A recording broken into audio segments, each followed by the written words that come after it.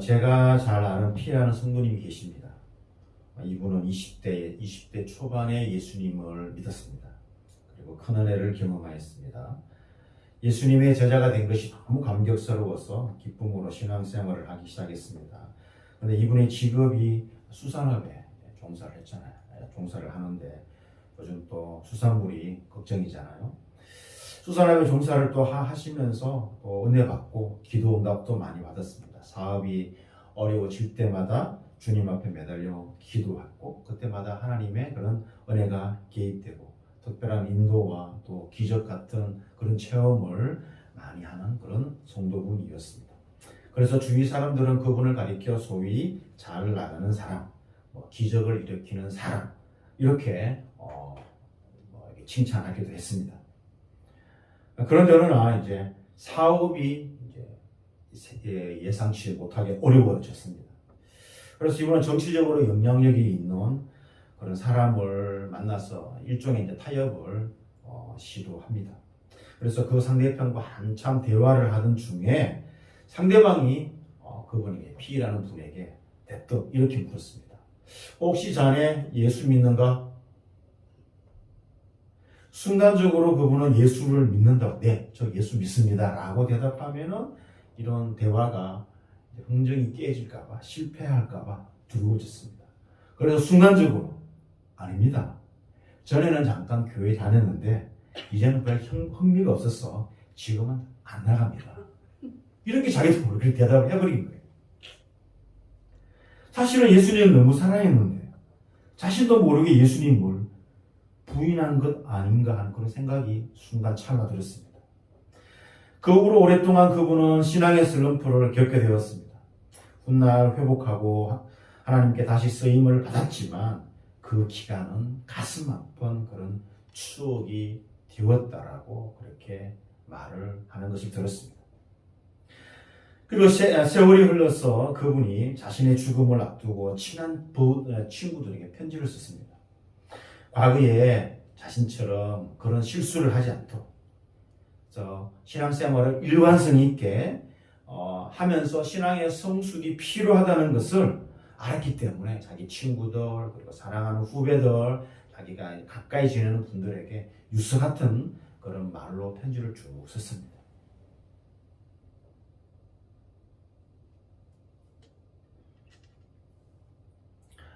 그분은 자신의 인생의 말기에 유서를 쓰는 심정으로 친구들에게 편지를 썼는데 여러분 그분이 쓴 편지가 무엇인지 혹시 아시나요? 그 편지의 이름은 베드로 후서입니다.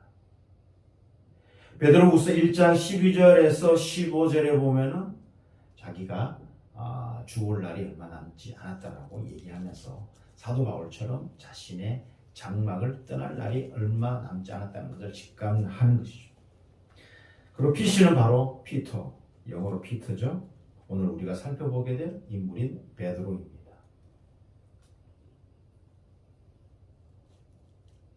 베드로는 상식적 이 원어적으로 베드로는 페트로스 반석 페트로스라 이름을 주고 우리가 얼마 전에 16장 예수님이 베드로에 주는 그리스도시 살아계신 하나님의 아들이십니다라고 할 때 내가 이 반석 위에 내 교회를 세우리라라고 말했잖아요. 이건 어떻게 보면 언어 유의적인 말입니다.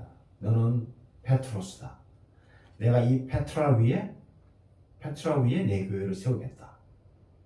이런 언어 유의적인 단어로 쓴 거예요. 그래서 가톨릭이 주장하는 교회의 기본이 베드로에게 있다는 것은 허황된 말입니다.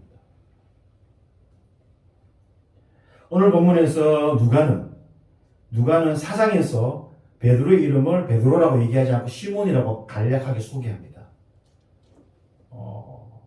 그래 이 소개한 베드로를 이제 중심으로 고기잡이 기적과 5장에 넘어와서 베드로의 부르심을 기록하고 있는 것이죠. 이 기적 사건의 배경은 게네사렛 호숫가, 우리 흔히 알아듣기 쉬운 말로 갈릴리 바다. 원래 갈릴리 바다가 아니죠. 갈릴리 호수가 정확한데 무척 넓어서 갈릴리 바다라고 부릅니다. 내륙에 있는데 바다가 될 수가 없잖아요. 기본적으로 갈릴리 호수입니다. 이곳에서 예수님은 많은 무리에게 하나님의 말씀을 가르치는 모습으로 나오죠. 베드로를 부르신 장면은 마태, 마가, 누가, 요한복음, 사복음서에 다 등장합니다. 그렇지만 베드로를 부르신 장면은 다 각기 다릅니다. 마태복음 4장, 마가복음 1장, 누가복음 5장, 요한복음 1장 다 베드로를 부르신 장면들이 나와요. 요한복음을 보면은 그의 동생 베드로의 동생이 이름이 뭐죠? 안드레, 영어로 앤드류. 안드레의 전도로 예수님을 만났다라는 기록이 나옵니다. 마태와 마가는 누가복음 내용의 누가복음 오늘 우리가 읽었던 누가복음 내용을 언급하지 않고 단순히 예수님께서 고기 잡고 있는 시몬과 그의 형제 안드레를 보고 부르니 예수님을 따랐다. 구체적으로 그들이 무엇을 했는지에 대한 구체적인 언급은 없이 마태와 마가는 그냥 검을 깃고 있는 그 와중에 불렀더니 예수님을 따랐다. 이렇게 기록하고 있는 것이죠. 그리고 또 하나 다른 점은 마태와 마가는 예수님께서 베드로를 제자로 부르신 다음에 장모집으로 갑니다. 장모의 열병을 고치는데 누가복음에서는 장모의 집에 먼저 가가지고 장모의 열병을 고친 후에 그게 4장의 기록이거든요. 장모의 열병을 고친 후에 5장에 와서 베드로를 부릅니다. 그런데 이 기록이 서로 틀리네? 그러면은 이게 서로 틀리니까 기록이 가짜인가? 서로 맞지 아니할세. 서로 맞지 아니하니까 서로 틀린 건가? 그런 게 아니죠. 같은 일이 다 일어났는데 마태와 마가와 누가가 이런 진행 상황에서 그 사건들을 자기에게 맞는 관점으로 약간 조정을 하는 거죠. 누가가 강조하고자 하는 내용이 있기 때문에 누가복음 5장에서 이런 베드로가 예수님 앞에 이렇게 나올 수밖에 없었던 이유를 밑밥으로 벌써 장모의 열병을 고친 사건을 4장에 배치시킴으로써 5장의 이 이야기들이 자연스럽게 흘러가도록 이렇게 누가가 굉장히 센시티브하게 그렇게 사건을 배치한 거예요. 우리가 하나님의 말씀을 들으려고 예수님께 몰려왔기 때문에 예수님은 무리와 조금 거리를 두시고 말씀을 전해야 할 필요를 느꼈는데 그래서 주목한 것이 호숫가에 있는 배 두 척이었습니다. 그 배 두 척 가운데 이미 예수님은 마음속으로 베드로의 배에 오르기로 작정한 거죠. 그래서 마태, 마가, 누가, 요한을 쭉 읽어보면은 예수님께서 베드로를 부르시는 그런 부르시기까지 그런 모습들을 우리가 찬찬히 살펴보면은 예수님은 단 한 번에 베드로를 만나서 베드로를 부르지 않고 여러 번 베드로와 관계를 맺어오면서 결정적인 순간에 예수님께서 베드로를 부르셨다는 것을 알게 돼요. 그것을 우리가 사복음서를 통해서 쭉 보면서 다르네라고 생각은 들지만 이 다름이 어떻게 조화를 이룰 수 있는지를 쭉 읽어보면 이런 식으로 여러 번 만났구나. 한 번 만난 게 아니라 예수님은 베드로를 여러 번 만났구나 라는 것들을 우리가 알게 된다는 것이죠. 밤새도록 수고하였으나 아무것도 잡지 못한 베드로에게 예수님이 찾아오신 것이죠. 이와 마찬가지로 오늘 저와 여러분의 인생의 배에 아무것도 잡지 못한 상황 속에서 이런 상황과 비슷한 상황 속에서 저와 여러분의 그런 인생의 배에 예수님이 오신다면 그분은 어떻게 하시겠는가? 오늘 말씀을 통해서 저와 여러분이 살펴보고자 합니다. 그 첫 번째로 예수님은 우리의 실패한 인생의 텅 빈 배에 오르시기를 원하십니다. 실패한 인생의 텅 빈 배에 오르시기를 원하신다는 것이죠. 예수님과 베드로 사이는 전혀 모르는 관계가 아니었습니다. 사장에서 이미 자신의 장모의 열병을 치유하시는 분으로 벌써 만남을 가졌고 요한복음 이하면 자신의 동생 안드레를 통해서 예수님을 만남으로써 보라 세상 죄를 지고 가는 하나님의 어린 양이라는 그런 이야기를 또한 세례 요한으로부터 듣는 것이죠. 이미 벌써 어느 정도 관계가 형성되고 있다는 예수님과 베드로와 안드레, 야고보, 요한 이렇게까지 이런 어떤 중심적인 인물들은 이미 여러 수차례 예수님과의 그런 접촉이 있어 왔다는 것을 우리가 알게 되는 것입니다. 그렇게 예수님은 서슴없이 베드로의 배에 타시고 그에게 육지에서 조금 떨어뜨리라고 부탁을 할 수 있는 것이죠. 처음 본 사람에게는 덥석 배에 올라가지고 그런 부탁을 할 수 있겠습니까? 할 수 없는 거죠. 사장에서 누가는 장모의 열병을 고쳐줄 사건을 기억하게 하심으로써 베드로가 예수님의 부탁을 들어줄 수밖에 없는 그런 이 일련의 이야기 흐름을 진행시키고 있는 것이죠. 배에서 많은 무리에게 긴 시간 동안 하나님 나라 복음을 전할 수 있었던 것은 예수님과 베드로의 그런 깊은 관계를 보여주고 있는 것이죠. 또 다른 한편으로 베드로가 어떻게 자신의 금을 씻고 있는 와중에 잘 일하고 있잖아요. 일하고 있는 와중에 예수님의 부탁을 들어줄 수 있었는가 하는 점이죠. 장모 열병을 치료해준 은혜의 감사에 대한 보답으로 예수님께서 그의 배를 잠시 사용할 수 있도록 허락해 준 것입니다.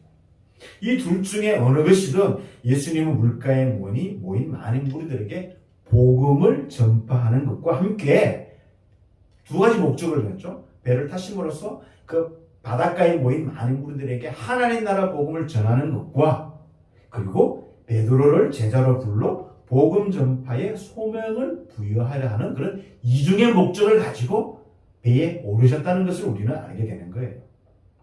예수님은 이미 베드로를 주목하시고 그를 당신의 제자로 삼기 위해서 기회를 엿보고 있었는데 아니야 다를까 밤새도록 수고했지만 허탕친 이 기회를 예수님이 비집고 들어온 것이죠.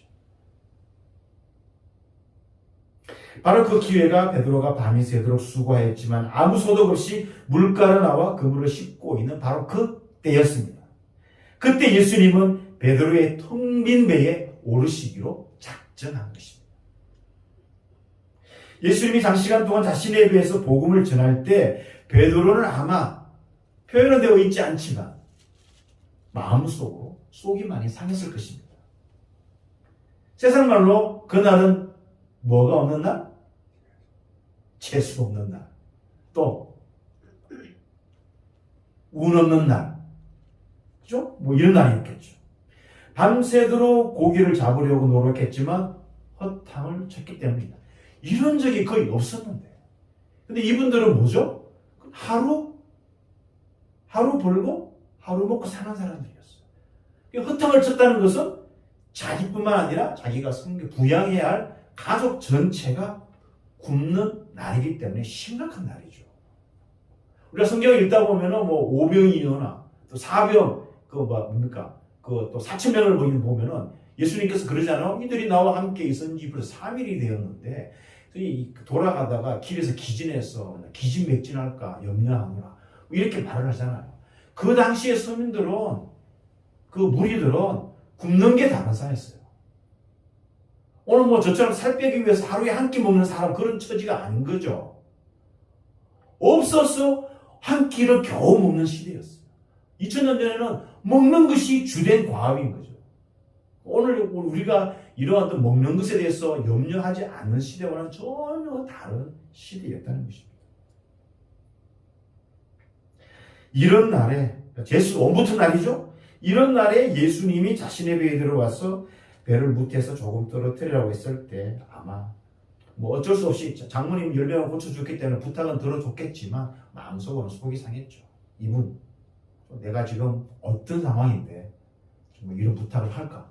이러한 속이 상했을 것입니다. 예수님은 바로 그 상황을 비집고 들어와서 베드로를 부르시기로 작정한 것입니다. 무리에게 하나님의 말씀을 가르치시고 말씀을 마칩니다. 베드로의 배에서 예수님은 무리에게 무슨 말씀을 가르쳤을까? 5장을 보니까 무리가 몰려와서 하나님의 말씀을 들을 때 예수는 게네사렛 호숫가에 서서 2절 호숫가에 배 두 척이 있는 것을 보시니 어부들은 배에서 나와서 그물을 씻는지라 이렇게 얘기하고 있습니다. 누가복음 5장 1, 2절과 비슷한 구절이 어디에 나오냐면 마태복음 13장 1, 2절과 비슷합니다. 똑같은 상황에서 기록하고 있는 것입니다.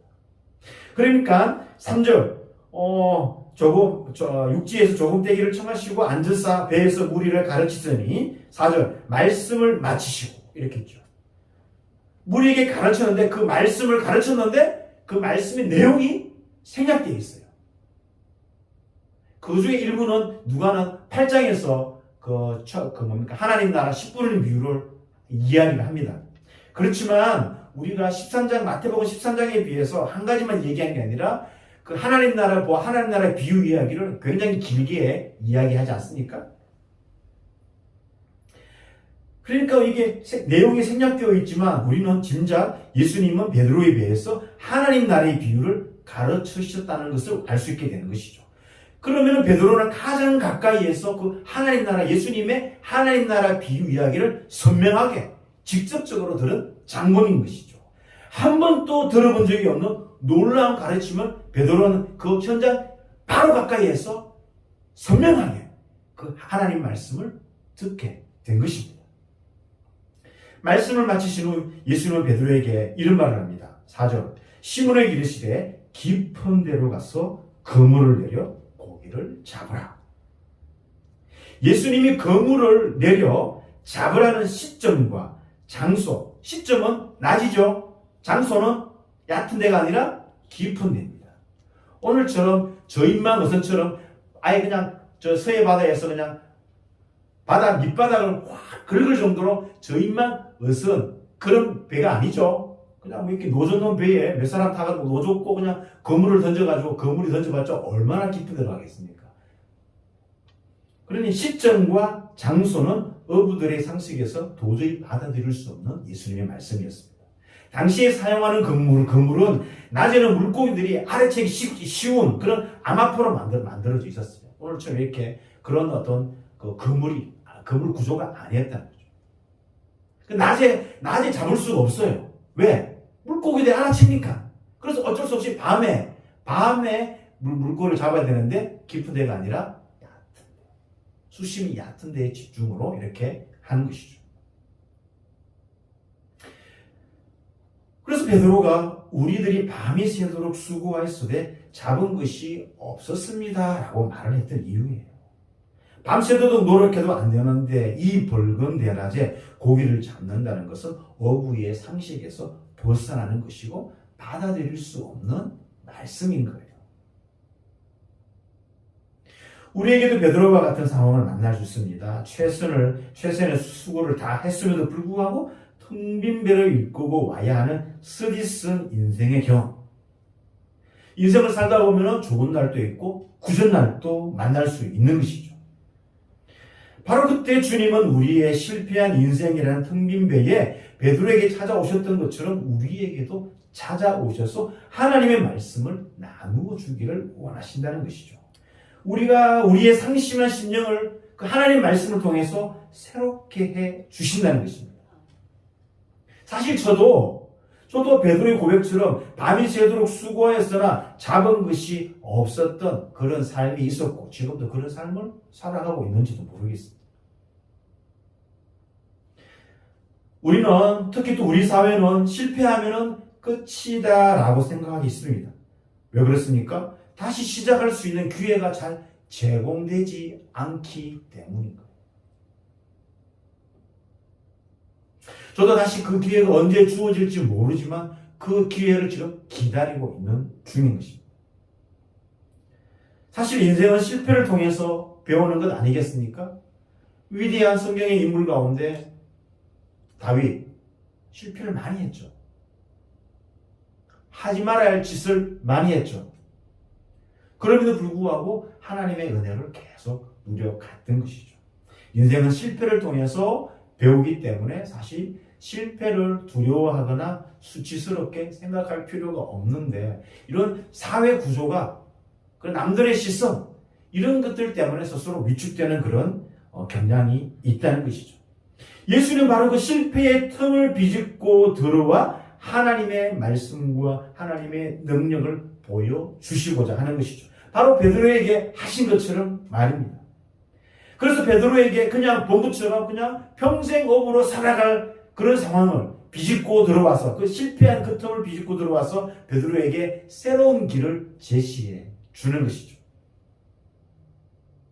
밤이 새도록 수고하였으되 잡은 것이 없는 인생에 찾아와 주셔서 새 길로 인도하시는 예수님의 은혜가 저와 여러분에게 있기를 주님의 이름으로 축원합니다.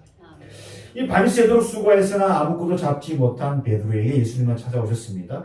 이와 마찬가지로 오늘 저와 여러분의 인생의 배에 예수님이 찾아오신다면 그분은 어떻게 하시겠는가? 두 번째로 예수님은 우리의 실패한 인생의 배를 통해서 고백의 기회를 주시고자 합니다. 실패한 인생의 배에 찾아오셔서 우리에게 고백의 기회를 주시고자 원하십니다. 전직 직업이 목수였던 이 설교자가 노련한 어부에게 고기잡이 훈수를 했습니다. 얼마나 상황이 안 맞습니까? 비전문가가 전문가에게 이렇게 하십시오라고 훈수를 뒀습니다. 오늘 같은 사회에서 전혀 어울리지 않는 조언이죠. 베드로는 배를 쓰자는 말에는 묵묵히 순종하더니 그물을 내리라는 명령에는 뼈 있는 한마디를 남겼습니다. 그리고 따르기는 따르는데 뼈 있는 한마디를 남기죠. 선생님, 우리들이 밤이 새도록 수고를 했지만 잡은 것이 없습니다. 뼈 있는 한마디를 예수님께 했습니다. 그런데 예수님의 말씀에 순종한 결과는 그 어떤 바다 경험과 어부의 상식으로도 설명할 수 없는 그런 놀라운 결과였습니다. 그냥 마음을 다한 그 순종이 아니었고 내키지 않는 절반의 순종이었습니다. 온전한 순종이 아니었음에도 불구하고 우리가 흔히 그러잖아요. 하나님 앞에 온전한 순종을 하십시오. 하나님은 우리에게 온전한 순종을 원하십니다. 그래서 우리가 하나님 앞에 온전한 순종을 바치기를 그렇게 노력하잖아요. 근데 오늘 본문에서는 온전한 순종이 아니고 절반의 순종, 내키지 않는 순종, 어쩔 수 없는 순종, 그런 순종에도 불구하고 결과는 너무나 놀라운 기적이 일어났다는 것입니다. 여러분, 우리가 하나님께 순종하는 것은 왜 순종합니까? 순종하면은 성공하기 때문에, 성공 가능성 때문에 순종하는 게 아닙니다. 주님의 말씀이기 때문에 우리가 순종해야 된다는 것을 이 말씀을 통해서 우리가 살펴보게 되는 것입니다. 또 우리에게 형편이 허락하기 때문에 순종하는 게 아닙니다. 예수님의 제자로 따라보자 했던 그런 주님, 제 상황이 지금 이런데 이 상황이 바뀌어지면 제가 주님을 따르겠습니다. 형편이 되면은 주님을 따르겠다. 그런 사람들이 있었죠. 형편이 허락하기 때문에 우리가 순종하는 게 아니라 명령하시고 말씀하시는 이가 누구인가? 모든 상황의 주인이시기 때문에 우리가 순종해야 된다는 것을 베드로의 사건을 통해서 우리가 배우게 되는 겁니다. 베드로가 순종으로 얻은 것이 물고기만이겠습니까? 2배에 가득 찬 잠기게 된 그런 만선의 그런 배, 2척의 만선의 배가 그 결과이겠습니까? 아닙니다. 그런 겉으로 드러난 결과입니다. 베드로는 이 일을 통해서, 이 기적을 통해서 더 중요한 예수님이 몇 번 만난 적이 있는 그런 관계를 맺어가는 그 예수님이 진정으로 누구이신지를 알게 되고, 더 중요한 것은 자신이 누구인지를 알게 되었다는 것입니다. 그분은 병을 잘 고치는 용한 의사, 자신의 장모의 열병, 2000년 전에 열병, 그 죽을 병이죠. 어떻게 낫겠습니까? 약도 없는데. 열병을 고치신 용한 의사, 그리고 자신의 배에서 하나님 나라의 비유를 가르친 한 번도 들은 적이 없는 하나님의 나라에 대해서 비유적으로 너무나 잘 가르친 선생님, 이것을 뛰어넘어서 자연까지 주장하시는 주님이심을 알게 되었습니다. 자신은 이런 분 앞에서 의심 가득한 절반의 순종을 한 죄인임을 알게 된 것이죠. 마음속으로는 글쎄, 나는 이 분야의 전문가야. 당신은 목수잖아. 어떻게 비전문가가 전문가인 나에게 그리고 훈수를 하고 난리야. 이런 생각을 했을지 모르겠죠. 왜? 온전한 순종이 아니었고 자기에게 베풀어진 은혜가 있기 때문에 그 은혜에 대한 그런 보답으로 순종을 한 것이죠. 이 기적을 통해서 두 가지, 예수님에 대한 정체성과 자신의 정체성을 분명히 깨닫게 된 것이죠. 그물이 찢어질 정도로 고기를 잡았다면 전날 밤새워 수고한 것에 대한 보상이라도 되는 양 크게 소리 지르며 환호해야 될 상황이 아니겠습니까? 자기 가족이 있고 오늘 하루 굶어야 되는데 생각한 것보다 너무 넘치는 고기를 잡았으면 환호하고 기뻐하고 주님 감사합니다. 오늘 그냥 이 빈손으로 가족에게 돌아가야 되는데 당신 때문에 우리 가족이 다 살게 되었습니다. 우리 동업자들이 살게 되었습니다. 너무 감사해야 됩니다. 이런 말을 해야 되는데 이런 말을 전혀 하지 않는 거예요. 왜 하지 않았느냐? 여기도 우리가 질문을 던져보아야 한다는 것이죠. 신이 나서 어쩔 줄 몰라 하는 상황에 누구도 예기치 못한 행동을 베드로는 하게 됩니다. 그는 자기 앞에 서신 예수님이 어떤 분이신지를 명확하게 알기 시작한 것이죠. 그래서 그는 예수님의 발 앞에 무릎을 꿇어요.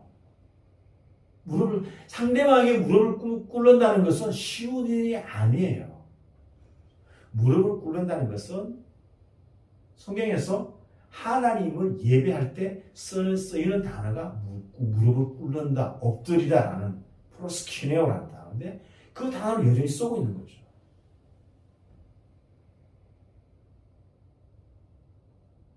예수님의 발 앞에 무릎을 꿇고 이 엄청난 사실을 8절에 고백합니다. 그 고백이 뭐죠? 주여 나를 떠나소서 나는 죄인이었습니다.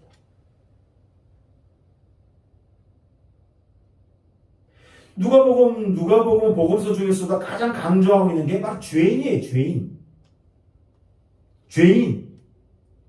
누가복음에 가장 많이 등장하는 모든 사람들이 뭐예요? 죄인이에요. 죄인들과의 관계입니다. 예수님은 죄인들과 관계하기를 좋아하십니다.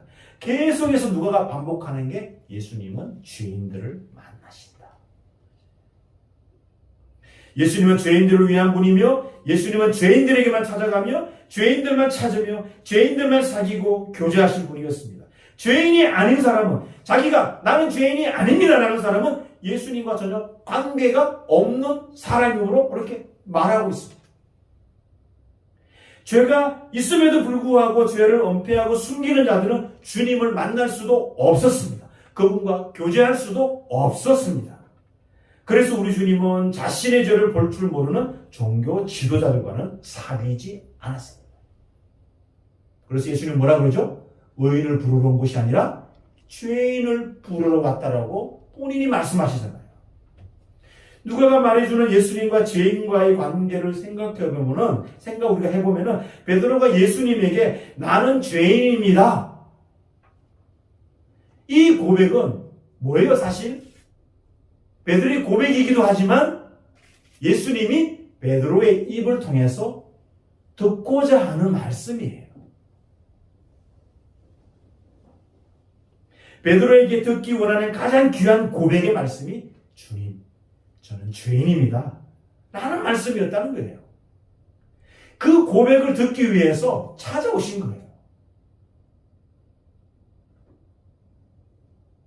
예수님은 베드로를 부르시기 전에 베드로에게서 이런 고백을 듣고 싶어서 그 예배를 택해서 말씀을 전하시고 기적을 체험하게 하시고 더불어 예수님을 선생님으로만 알았던 베드로가 이 기적 사건을 통해서 예수님을 키리오스, 하나님에게만 쓰는 단어 키리오스, 주님이라는 단어를 씀으로써 고백을 하게 되는 것이죠. 주는 그리스도시요 살아계신 하나님의 아들이라고 뒤에도 고백하겠지만 훨씬 이전에 벌써 이 만남에서 주님이라고 표현하고 있는 것이죠. 저는 죄인입니다라는 고백을 하고 있는 것입니다. 이와 마찬가지로 우리에게도 이러한 경험이 절대적으로 필요합니다. 우리의 텅빈 인생에 비해 예수님은 반드시 찾아오십니다. 그분의 방식대로 우리로 하여금 그분을 알아보게 하십니다. 그리고 우리 자신을 깨닫게 하십니다.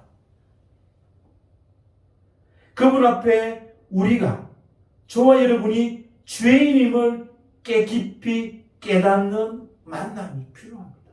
사도 바울도 담에서 도상에 주여 누구십니까? 나는 네가 핍박하는 예수다. 그래서 서신서에서 나는 죄인 중에 괴수다라고 얘기하잖아요. 예수님이 쓰고 싶은 사람, 쓰고 싶은 사람 가운데 먼저 해결되어야 할 게 뭐죠? 주인 자신의 입으로 주님 저는 죄인입니다.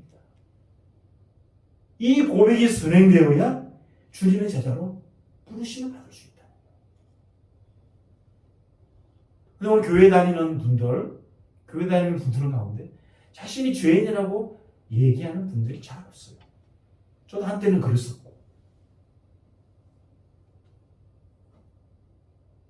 내가 죄인임을 깊이 깨닫는 만남이 필요한 거죠.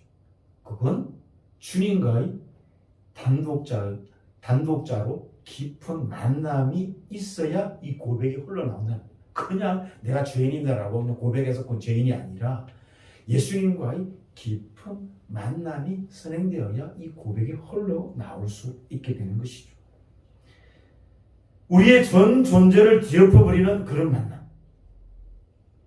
만남이 예수님이 베드로에게 제공하신 거예요. 이런 만남을 주님은 우리에게 허락하시는 것이죠. 나는 죄인입니다라는 고백을 예수님은 베드로에게 뿐만 아니라 저와 여러분의 입을 통해서도 고백받기를 원하신다는 것입니다. 이런 고백이 있어야 주님이 예비하시는 길로 인도함을 받을 수 있기 때문입니다. 저와 여러분에게도 이런 고백이 있으시기를 주님의 이름으로 축원합니다. 자, 밤새도록 수고했으나 아무것도 잡지 못한 베드로에게 예수님은 찾아오셨습니다. 마찬가지로 우리의 인생에 배에 오르시면서 예수님께서 그분은 우리에게 어떻게 하실까? 그 세 번째로 예수님은 우리의 만선의 배보다 자신을 따르기를 원하신다는 것입니다. 우리의 만선의 배보다 자신을 따르기를 원하신다. 베드로는 이 일에 기뻐해서 너무나 놀라서 만약 어떻게 보면은 오늘날 그죠? 예수님이 어떻게 보면 오늘날 표현하자면은 어군 탐지기 같은 그런 기능을 하잖아요. 어디에 그죠? 신호를 전파를 쏴가지고 어디에 그냥 이 고기가 많이 물이 있는지 어군 탐지기 같은 기능을 하기 때문에 주님 저와 동행하시다. 막 6대4 좋습니다. 예수님 6을 가지시고 제가 4를 가질 테니까 도움을 하시는 게 어떻겠습니까? 이게 당연수순 아니겠습니까? 물질에 눈이 멀면은 당연수순인데 그게 아니었다는 것입니다. 놀라고 무서워하는 베드로에게 예수님이 말씀하십니다. 무서워하지 말라. 이제부터는 네가 사람을 취하리라. 여기서 우리가 살펴보아야 할 중요한 단어가 4절에 고기를 잡으라, 10절에 사람을 취하리라. 잡으라와 취하리라 이 두 동사입니다. 물고기를 잡으라고 명령하실 때 사용하는 단어는 죽이는 것을 목적으로 합니다. 그러나 10절에 취하리라는 이 단어는 살리는 것에 강조를 두고 있습니다. 사람을 취하려는 말은 사람을 죽이는 것이 아니라 사람을 새로운 생명으로 이끄는 일로 너가 쓰임을 받을 것이다. 생명을 죽이는 고기잡이에서 사람을 살리는, 생명을 살리는 일로 전환될 것이다 라는 뜻이 고기를 잡으라와 그리고 사람을 취하리라는 단어 속에 상반된 단어가 있는 것입니다. 이런 베드로를 통해서 물고기를 많이 잡아 2배에 채우고도 잠기게 된 것처럼 앞으로 많은 사람들로 하여금 생명을 얻도록 그의 삶을 사용하시겠다는 예수님의 의지인 것이죠. 내가 너를 그렇게 만들겠다. 그렇게 만들고 말겠다. 그 결과가 어디서 증명되죠? 사도행전에서 증명되잖아요. 너희가 나보다 더 큰 일을 하겠다. 사복음서에는 예수님이 복음을 전했는데 3,000명이 믿고 회개했다는 기록이 없는데 그냥 사도행전은 그게 나와요. 사도행전은 수만 명의 사람들이 이 도에 복종하고 주님을 믿었다라고 이렇게 표현을 하고 있는 것을 우리는 보게 되는 것입니다. 육지로 돌아온 베드로는 모든 것을 다 버리고 예수님을 쫓았습니다. 배도 버렸습니다. 어부로 살면서 가장 많이 잡았을 그 많은 물고기도 놓아두고 따랐습니다.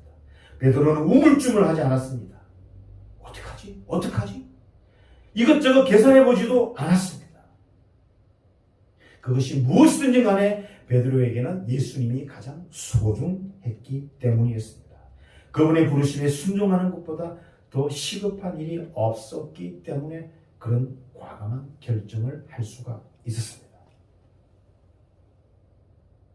저와 여러분이 예수님보다 앞세우고 사람을 살리는 일보다 더 서두르고 중요한 위치에 자리에 두는 일이 있다면 우리는 아직도 예수님을 잘 모르고 그리고 죄인이 나의 실상을 잘 모르는 그냥 고기잡이 그냥 업으로 살아가는 가는 것은 아닌지 우리가 진지하게 고민해 보아야 돼. 내가 교회 다니고 신앙생활을 하고 있지만 나는 여전히 고기잡이 업으로 살아가고 있는가? 아니면 예수님을 신실하게 따르고 있는 자인가? 우리도 고민해 봐야 할 자리라는 것. 주님과의 결정적인 만남은 베드로의 인생의 전환점이 되었습니다. 단순히 직업이 바뀐 데 그치지 않아요. 인생의 주인이 바뀌고 삶의 이유와 목적이 바뀌어버린 그런 중요한 만남이었어요. 그런데 이 한 번의 부르심, 여러분 누가복음에서는 한 번이잖아요. 우리가 나중에 살펴봐야 되겠지만 베드로의 부르심은 두 번이에요. 첫 번째 부르심은 누가복음 5장에서 소명으로의 부르심, 예수님의 제자로의 부르심, 그리고 요한복음 21장에는 너는 나를 따르라. 똑같은 말을 요한복음 21장 부활하신 예수님이 똑같은 말을 베드로에게 세 번 얘기합니다. 그 말은 무엇이죠? 사명으로의 부르심. 네가 앞으로 어떤 일을 해야 될 것인가에 대한 사명으로의 부르심. 주님은 우리에게 소명으로의 부르심 그리고 사명으로의 부르심, 이 두 가지 부르심을 우리에게 불러주실 것인데 차례대로 어떻게 순종하는가 중요하다는 것입니다. 과학자들은 이상한 끌개라는 이야기를 합니다. 이것은 번역된 말이지만 영어로 얘기하면 strange attractor, 이상하지만 매력적인 것. 이상한데 끌려, 관심이 가. 그런 것들이 있지 않습니까? 이거는 우리가 기본도 상식적으로 알아온 사실과 전혀 다른 내용인데 이상한데 끌리는 내용들, 그걸 이제 이상한 끌개, strange attractor라는 그런 단어가 과학자들 사이에 이야기되고 있습니다. 이건 뭐냐? 일상 속에서 늘 존재해 왔는데 발견되지 않은 거예요. 일상생활 속에서 숨어 발견되기를 기다리고 있는 진리입니다. 그 이상한 끌개가 드러나면 강력한 영향력을 발휘하게 되는 것입니다. 처음에는 이것을 어떻게 생각해야 될지, 이것으로 무엇을 해야 될지 잘 모르지만 차차 그 영향력이 세상을 뒤흔들기 시작합니다. 1840년대에 산부인과 의사 이그나스 필립 제멜바이스, 이 사람은 독일계 헝가리 의사입니다. 독일계 헝가리 제멜바이스라는 사람은 어떤 끌개를 발견했는가? 손 씻기라는 이상한 끌개를 하나 발견했습니다. 산부인과 의사였어요. 분만 중 여성 사망률이 그토록 높은 이유 중 하나가 의사들이 손을 씻지 않고 그 여성 분만을 받아낸 거예요. 그리고 이 제멜바이스의 위생 대책 덕분에 분만 중 사망률이 연 9.92%에서 거의 10%대에서 1.27%로 낮아졌음에도 불구하고 비엔나는 이 제멜바이스를 비웃었으며 의학계는 이분을 퇴출시키고 말았어요. 의사를 못하게 만들어버렸어요. 의사의 손 씻기가 환자 열 예방과 무슨 관계가 있는지 1840년대의 의사들은 알지 못한 것이죠. 이후로부터 수십 년 후에 프랑스의 루이 파스테르가 동일한 이상한 끌개를 발표합니다. 그는 전염병에 우리는 세균이다 라고 주장을 하기 시작합니다. 이 이상한 끌개가 그 당시에 얼마나 이상했던지 동료 과학자, 파스테르의 동료 과학자가 파스테르에게 결투를 신청하자고, 네가 죽든지 내가 죽든지 결판을 내자고, 그 주장에 대해서 호구라고 그냥 목숨을 걸고 든 거죠. 프랑스 의료원은 너무 당혹한 나머지 파스테르의 회원 자격을 박탈해 버렸다고 합니다. 21세기에 사는 손 씻기는 당연하죠. 저도 예전에 손을 씻지 않고 이 팔뚝을 긋다가 그 다음날 병원에 가야 하는 사건이 있었습니다. 손 씻기가 중요하다는 거. 그리고 전염병은 세균이 감염시킨다는 거. 당연한 이야기 아닙니까? 그럼 이것을 받아들이지 않는 때가 한 200년 전에 있었다는 것입니다. 예수님은 바로 베드로에게 이 이상한 끌개, 그 당시에 사람들이 사용하지 않았던 나는 죄인입니다. 당신은 나의 주님이십니다. 이 일개 30대 초반에 나사렛 시골 출신 한 청년에게 결코 사용할 수 없었던 당신은 주님입니다. 당신 앞에 저는 죄인입니다라는 이 이상한 끌개, 아무도 말하지 않는 이 끌개를 예수님께서는 베드로의 입을 통해서 끌어내신 거예요.